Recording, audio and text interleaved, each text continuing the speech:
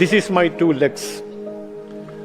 I was a person with strong two legs, but below knee, nowadays, I am using artificial limbs.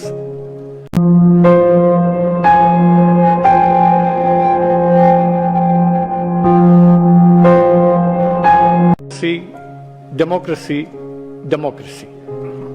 But those who are roaring about democracy, they committed an attack upon me 31 years ago in Kerala.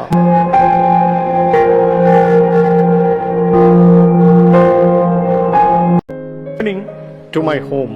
That time, in a bazaar, an organized criminals caught me immediately after get down from the bus. They caught me from backside and put me down on the road and cut off two legs.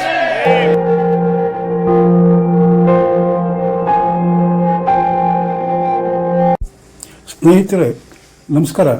ನಾನು ಶ್ರೀಪತಿ ಹೆಗಡೆ ಹಕ್ಲಾಡಿ. ನನ್ನೆಲ್ಲ media focus ವೀಕ್ಷಕ ಮಿತ್ರರಿಗೆ ಸ್ವಾಗತ.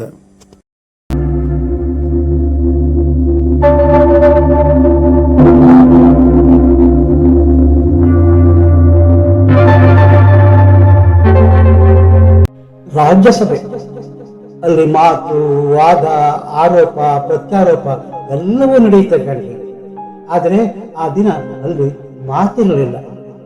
ಕಾಲು ಕಥೆಯಾಯ್ತು, ಕಾಲು ಮಾತಾಡಿದ್ದು ಮಾತ್ರ Sadananda master ಕೃತಕ ಕಾಲು ಕಂಡ್ರೆ.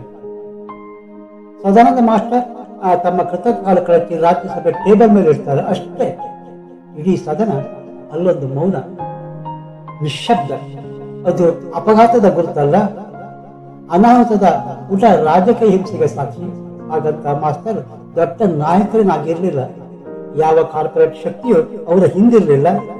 ಅವರೊಬ್ಬ ಸರಳ ಶಿಕ್ಷಕ ಇದ್ದ. ಶಾಲೆಯಲ್ಲಿ ಮಕ್ಕಳಿಗೆ ಪಾಠ ಮಾಡುವ ಕಾಯಕ.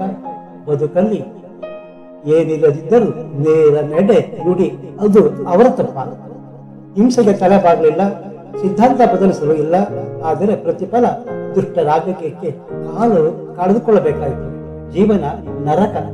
ಸ್ನೇಹಿತರ ನಿಜ, ಕೇರಳ ಕಮ್ಯುನಿಸ್ಟ್ ರಕ್ತಸಿಕ್ತ ರಾಜಕೀಯಕ್ಕೆ ಮಾಸ್ಟರ್ ಕಾಲು ಕಳೆದುಕೊಂಡ್ರು. ಅದರಲ್ಲಿ ಕಣ್ಣೂರು ರಾಜಕೀಯ ಹಿಂಸೆಗೆ ಹೆಸರಾದ ಜಿಲ್ಲೆ. ಅಲ್ಲಿ ಭಿನ್ನಾಭಿಪ್ರಾಯಕ್ಕೆ ಜಾಗ ಕಡಿಮೆ, ಮೌನವಾಗಿರ್ಬೇಕು. ಸದಾನಂದ ಮಾಸ್ಟರ್ ಮೌನವಾಗಲಿಲ್ಲ, ಹಿಂಸೆ ವಿರೋಧಿಸಿದರು. ಅದೊಂದು ರಾತ್ರಿ ನಡೆದ ಹಿಂಸಾ ಕಾಂಡ ಕತ್ತಿ ಮಾತನಾಡುತ್ತೆ. ಮಾಸ್ಟರ್ 2 ಕಾಲು ಕತ್ತರಿಸಿ ಹಾಕುತ್ತೆ.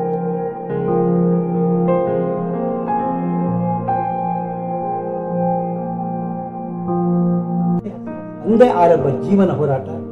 ಎದ್ರು ಬಿದ್ರು ಕುಸಿದ್ರು, ಬೆನ್ನಿಗೆ ಆತುಕೊಂಡು ಗೋಹೆಡ್ ಅಂದ ಹೆಣ್ಣು ಜೀವ.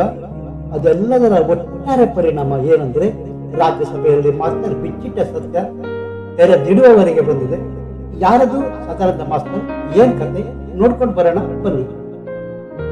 ಮಾಸ್ಟರ್ ಹುಟ್ಟೂರು ಕಣ್ಣೂರು ಜಿಲ್ಲೆ ಮಟ್ಟನ್ನೂರು ಬಳಿಯ ಪರಂಚೇರಿ ಎಂಬ ಪುಟ್ಟ ಹಳ್ಳಿ ಕಾಣಿದೆ. ತಂದೆ ಕುಂಜಿರಾಮನ್ ನಂಬಿಯ, ತಾಯಿ ದೇವಿಯಮ್ಮ.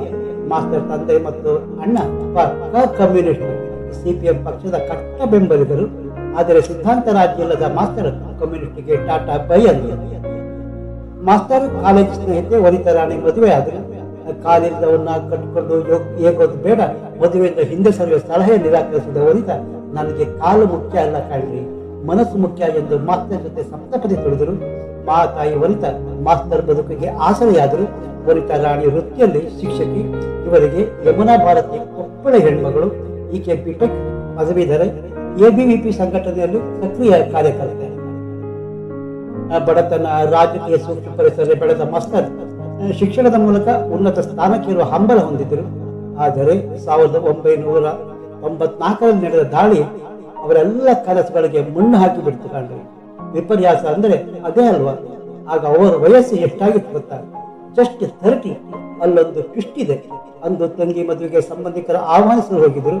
ಬರುತ್ತಿರುವಾಗ ನಡೆದ ಅನಾಹುತ ಕಾಲನ್ನೇ ಕಳ್ಕೊಳ್ಬೇಕಾಯ್ತು.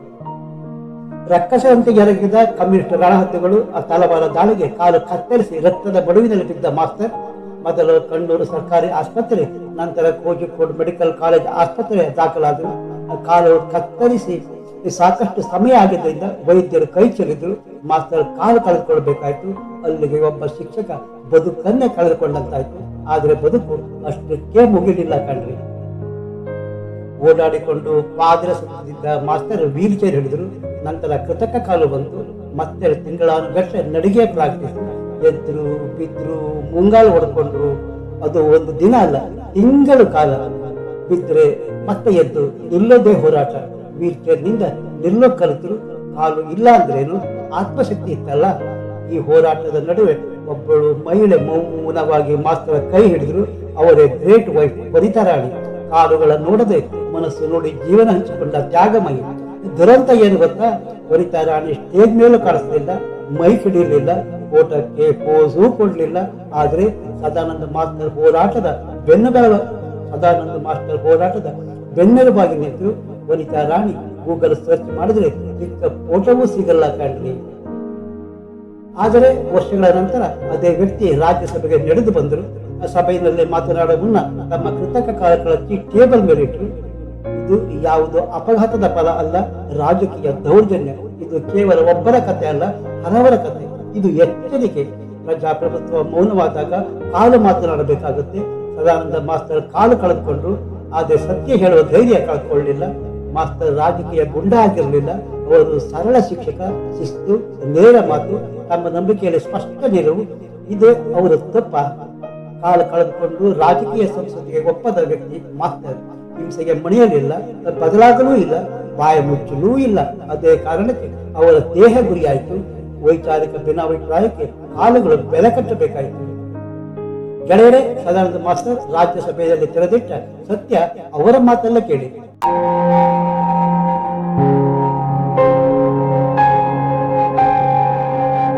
Sir, what I am going to say is, sir, this is my two legs.